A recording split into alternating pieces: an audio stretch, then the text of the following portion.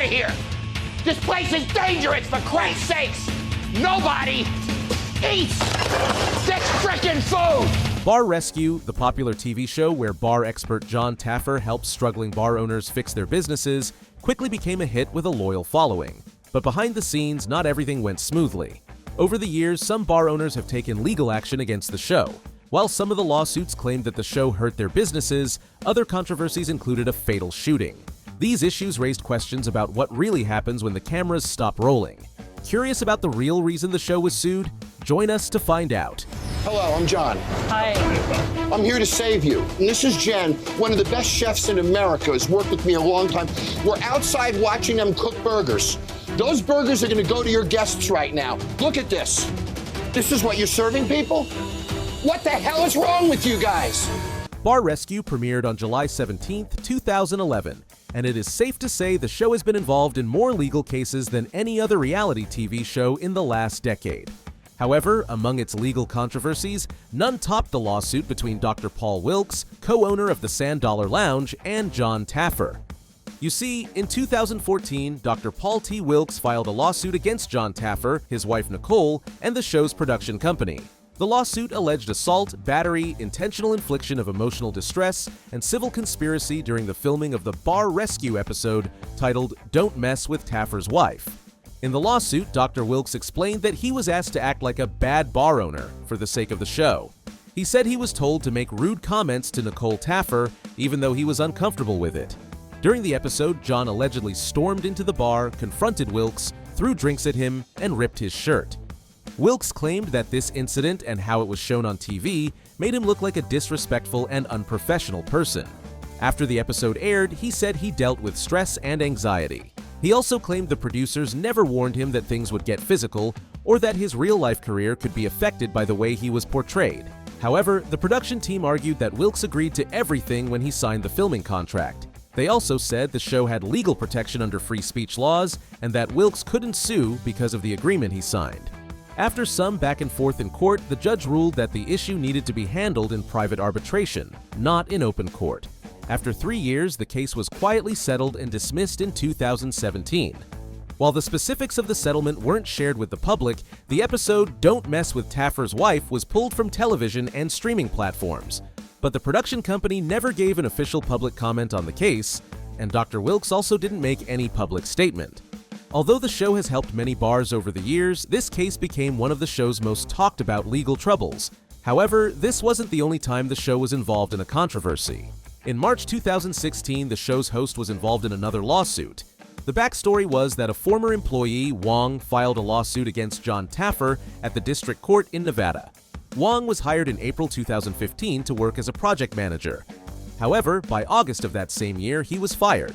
In the lawsuit, Wong claimed he lost his job because Jon preferred to hire young, attractive women instead of qualified male employees. According to Wong, Jon created a workplace where he liked being surrounded by women and acted in a way that did not match his public image as a married man. Wong claimed that Jon often talked openly about flirting and how to pick up women at bars. He also referenced online photos of Jon posing with female staff in a way that made it clear he liked their company. Wong explained that after Jon started hiring more young women as clerical support, those same women began taking over the job duties that he and another male colleague had previously been doing. When Wong questioned what was going on, he said he was given a 30-day action plan.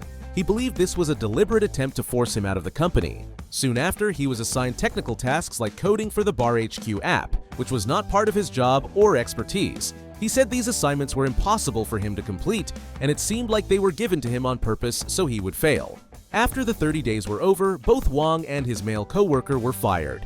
In his lawsuit, Wong claimed this was not just unfair but also illegal.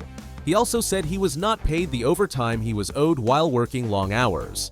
Wong sought over $10,000 in punitive damages, along with compensation for back pay and lost benefits. While Bar Rescue and Jon are mostly in the news as the defendants, the tables turned in 2024 when Jon filed a federal lawsuit against a man named Victor Caroleo. Caroleo, who called himself a television preacher, was known in parts of Naples for going into bars, restaurants, and other public places, claiming to be Jon Taffer. Due to his strong resemblance to Taffer, he was able to mislead people into believing he was the TV personality. One incident in the lawsuit involved a woman who said she went on a date with Caroleo thinking he was the show's host. She reported that Caroleo behaved in inappropriate behavior that made her feel unsafe. When she asked to see some ID, he refused. The woman later discovered the truth and reported the situation. Another incident in the lawsuit involved a different woman who accused Jon of misconduct in the Naples area. This false accusation could have seriously hurt Jon's career and reputation, but he was able to prove he had been filming Bar Rescue in San Diego on the day of the incident. Once it became clear that Caroleo was impersonating him again, the woman dropped the claim. With that, Jon's attorneys Bradford Cohen and Michael McMullen said enough was enough. They explained that this was not just a case of mistaken identity or someone having fun. It was a serious impersonation that could damage Jon's reputation. Any hint of scandal, even if false, can cost him deals, viewers, and public support. As of 2025, no final ruling has been issued, and Caroleo has not released any public statements. Away from this, Bar Rescue was linked to yet another legal case in November 2013. This, however, was a tragic event, as the defendant Chris Farrell shot and unlived country music singer Wayne Mills. Now, it is important to note that these two men were not strangers. They were reportedly close, and in fact, they had spent time drinking together the night of the incident. According to reports, an argument started when Mills lit a cigarette in a non-smoking area of the Pit and Barrel bar. Farrell, the owner of the establishment, claimed he asked Mills to put it out, and an altercation followed. Farrell told police that Mills got angry and threatened him with a beer bottle. He claimed he feared for his life and fired his gun in self-defense. However, that wasn't the case when the autopsy results came out. According to court records, the autopsy test showed that Mills had been shot in the back of the head, not the front. Additionally, he suffered 2 broken ribs and other signs of blunt force trauma. No doubt, Mills' autopsy result undermined Farrell's claim of self-defense. After several months of investigation, police arrested Farrell on December 6, 2013. He was released on bond but had to face trial for the fatal shooting. The court case eventually began in 2015. The prosecution said that Mills was trying to leave the bar when he was shot. They believed Farrell lost his temper and reacted violently. After some back and forth, the jury found Farrell guilty of second-degree murder. He was later sentenced to 20 years in prison with no chance of parole. While the tragic incident didn't directly involve Bar Rescue, it gained attention because Farrell's bar had recently been featured on the show. The bar was renamed as part of the show's makeover prior to the shooting.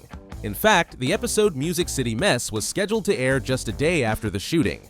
Once the news broke, the network quickly pulled the episode from its originally scheduled premiere slot. Following Farrell's arrest, authorities shut down Pit and Barrel. The city attempted to sell the bar, but no one was willing to take the risk due to the incident that occurred there. Ultimately, the land proved more valuable than the business itself. In July 2016, the bar was demolished and turned into a parking lot for nearby businesses.